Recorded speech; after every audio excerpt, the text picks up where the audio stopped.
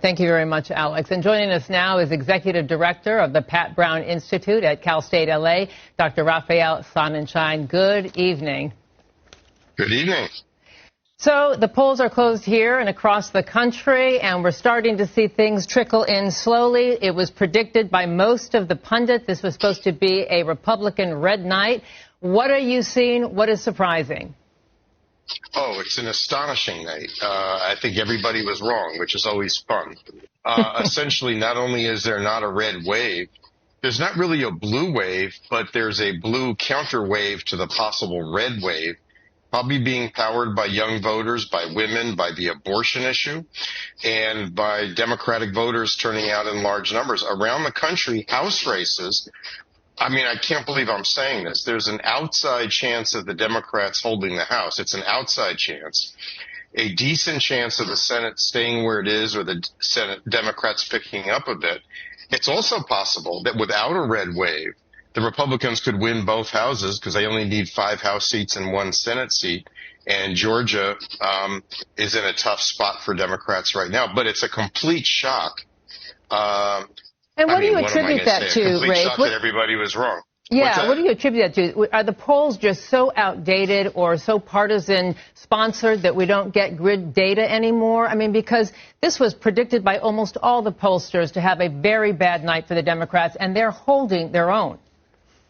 Well, I don't blame the pollsters because it is so hard to get people to interview now. I mean, you're lucky if you get 1 out of 100, and then you have to figure out who's likely to vote. And I think because of the overturning of Roe versus Wade, a lot of new voters entered the polls, entered by registering, and many registered late, and they're not going to be listed as likely voters. There's just a lot of things happening that were unpredictable. My guess is we'll look back and say that we're going to find a whole block of women voters who were not accounted for in the polling. And plus, we were all victims of the fact that everybody thinks presidents get crushed in midterm elections, especially Democratic presidents. So history was a little bit of an albatross toward our thinking. But I will tell you, across the country, it may not happen in California. A lot of House races that were supposed to go red went blue or stayed blue with blue incumbents, and it's actually keeping the House in play. Look, the odds are still against it, but it's a night of shocks, I'd say. And just really quickly before I let you go, on the Senate side, are you seeing some big surprises, particularly Nevada, Arizona, Pennsylvania at this early hour? Actually, no real surprises. The Democrats lost Ohio and North Carolina, where they put up a spirited challenge but didn't have a chance. I'm surprised Wisconsin is so close.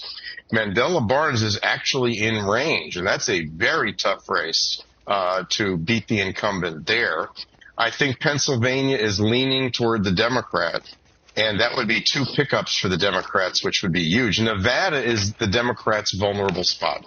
It's the one state they're really worried about now, that the incumbent Democrat is just in a really, really tough race, and that may have a big historical impact. Don't forget, in Georgia, if nobody gets a majority, it goes to a runoff, as it did a few years ago. So Senate control could still come down to that in a few weeks. Raphael Sonnenschein, thank you so much for lending us your vital insight on this very consequential night. We so appreciate it, and we know that there are 5 hotly contested races here that could help decide the balance of power right here in California. And we're going to go to